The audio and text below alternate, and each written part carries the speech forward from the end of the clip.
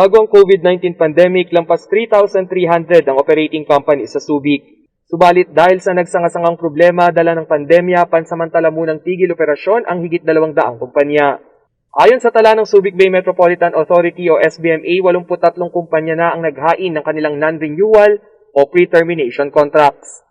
70% ng mga nagsarang kumpanya ay mula sa leisure industry, 22% sa manufacturing sector at 6% ang mula sa hanay ng information and communication technology.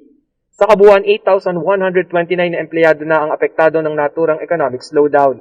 4,138 employees ang isinailalim sa forced leave, 2,265 ang retrench o nawalan ng trabaho, at 3,642 ang pumasok sa special working arrangements. Sa kabila ng krisis, nakapagtala naman ng 1.22 billion peso worth ng approved investments ang Subic Bay Freeport noong 2020. Katumbas ito ng 682 na bagong trabaho.